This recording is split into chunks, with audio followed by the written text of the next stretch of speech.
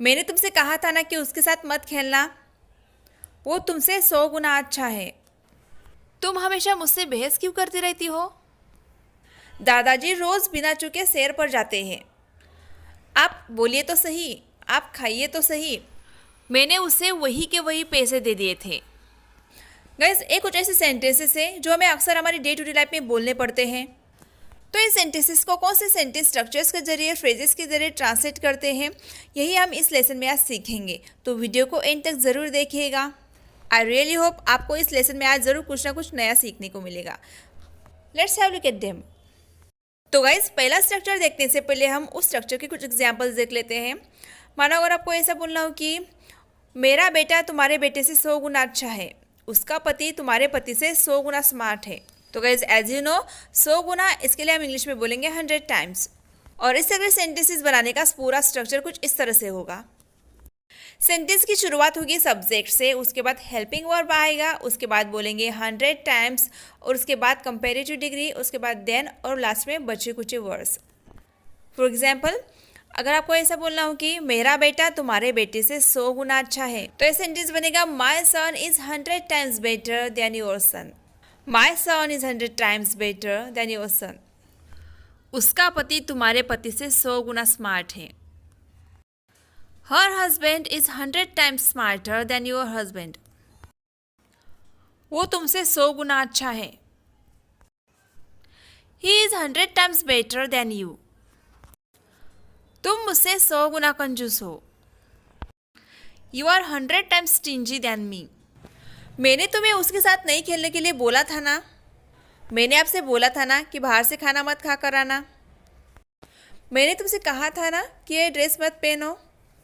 Friends, ये कुछ ऐसे सेंटेंसेस है जो आप भी अपने डे टू डे लाइफ में ज़रूर बोलते होंगे।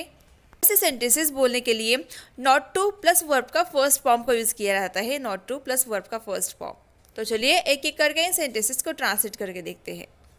मैंने तुम्हें कहा था ना कि उससे मत मिलो। I told you not to meet him. I told you not to meet him.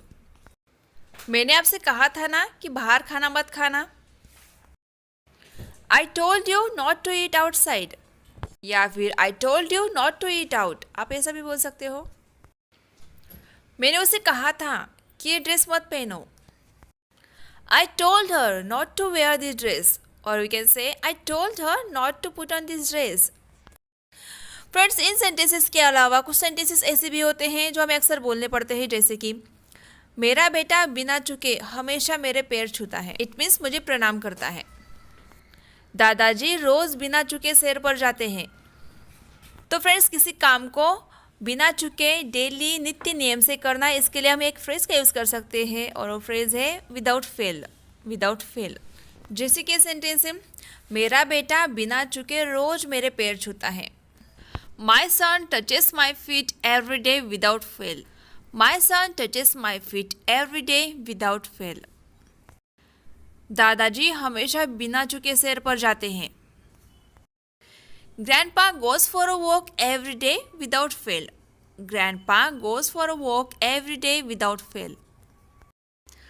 बिना चुके मेरा काम कर देना। Do my work without fail. Do my work without fail. तो गाइज, इस इंटरेस्टिंग फ्रेज का यूज़ आप अपने डे टू डे लाइफ में ज़रूर कीजिएगा। इससे आपकी स्पोकन इंग्लिश बहुत ही ज़्यादा इम्प्रेसिव लगेगी।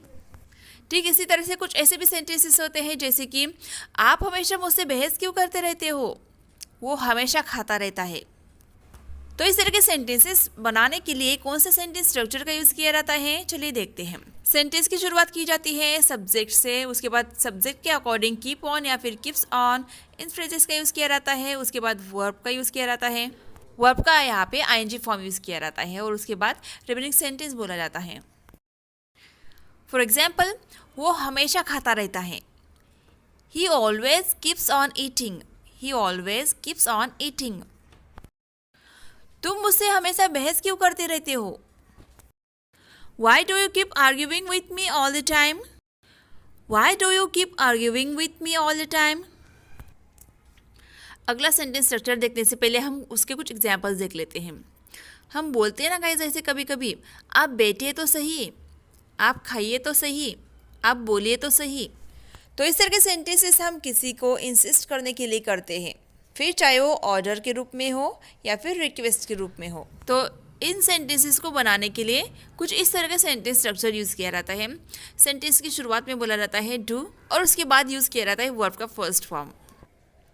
फॉर एग्जाम्पल, आप आइए तो सही, तो ये सेंटेंस बनेगा डू कम, डू कम। आप बैठिए तो सही, do sit, do sit.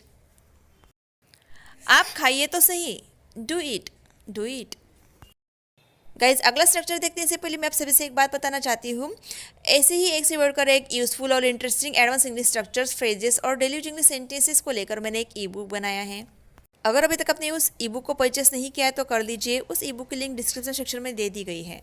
Guys, हमारी अगली फ्रेज है एट टाइम्स, और इसका मतलब होता है कभी कभी।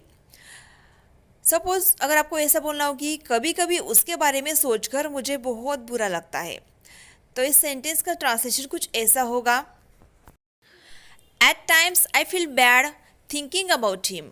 Eight times I feel bad thinking about him. अगला एग्जाम्पल है, ऐसा कभी कभी होता है, it happens at times, it happens at times. Next phrase है देन एंड देयर, इसका मतलब होता है वही के वही, ऑन द स्पॉट। मानो अगर आपको ऐसा बोलना हो कि मैंने उसे वही के वही पैसे दे दिए थे, तो ये सेंटेंस बनेगा I gave him money then and there, I gave him money then and there. तुमने उससे वही के वही झगड़ा कर लिया। You quarrel with him then and there, we quarrel with him then and there. और फ्रेंड्स, ये लास्ट वाला सेंटेंस आपके प्रैक्टिस के लिए, मैं वहाँ 10 बजे बिना चौके पहुँच जाऊँगा। So guys, please translate this sentence in the comment section. इसका सही आंसर आपको डिस्क्रिप्शन सेक्शन में देखने को मिल जाएगा। आप वहाँ पे जाके चेक कर सकते हो कि आपका आंसर सही है या नहीं। So friends, this is all about this video. I hope आज के इस लेसन में आपको ज़रूर कुछ ना कुछ नया और इंटरेस्टिंग सीखने को मिला होगा। अगर हाँ, तो प्लीज़ वीडियो को शेयर ज़रूर कीजिएगा अपने फ्रेंड्स के साथ और लाइक भी ज़रूर कीजिएगा।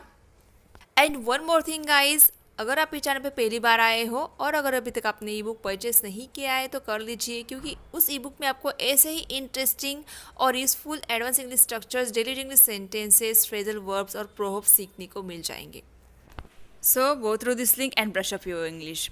And one more thing guys, अगर अभी तक आपने इस चैनल को सब्सक्राइब नहीं किया है तो कर लीजिए, क्योंकि मैं ऐसे ही इंटरेस्टिंग वीडियोज़ अक्सर अपलोड करती रहती हूँ। और हाँ, बेल आइकन को भी ज़रूर प्रेस कर दीजिएगा ताकि मेरे आने वाली वीडियोस की नोटिफिकेशन आप तक सबसे पहले पहुंच जाए। तो मिलते हैं अगले लेसन में। Till then keep learning, keep watching my videos and keep practising. Bye bye.